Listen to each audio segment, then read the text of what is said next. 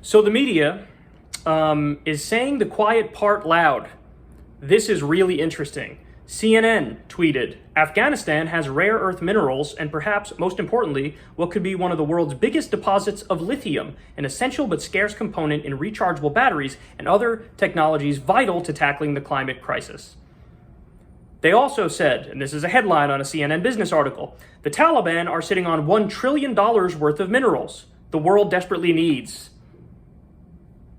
What did I tell you guys? Listen, all along I told you it. Anybody who's listened to this show for a long time knows there are ulterior motives. There are other reasons why we're in Afghanistan. It's not about democracy. It's not about freedom. It's not about human rights. It's not about women's rights.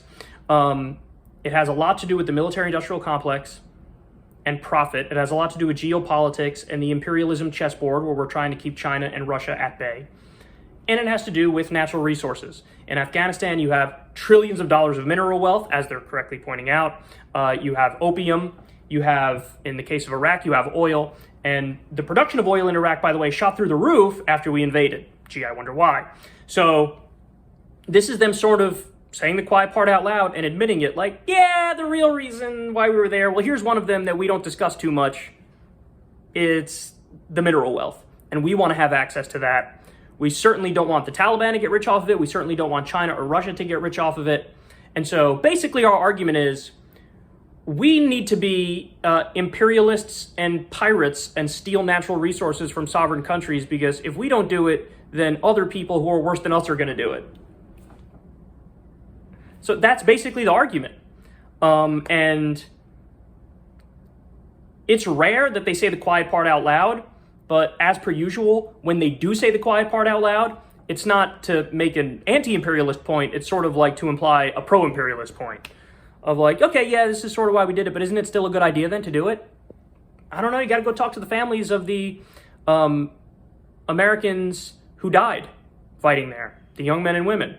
Go talk to the families of the 50,000 innocent Afghan civilians who died. You know, we wasted $2 trillion in Afghanistan to get out $1 trillion in mineral wealth. That math doesn't work now, does it? In total, we wasted $6.5 trillion. I've even read as high as $7 trillion in a Business Insider article by the year 2053 when all the wars are said and done. So what? We waste $7 trillion to get back $1 trillion? Or maybe a little more?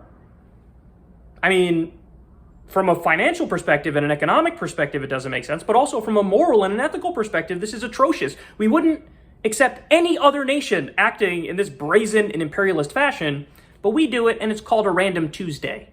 So I just want you to take note. If you had been listening to the show and think, what is Kyle talking about? He keeps bringing up the trillions of dollars of mineral wealth in Afghanistan. Now you don't have to take it from me. You can take it from CNN, and I'm sure everybody will eventually admit this was a big reason why we were there.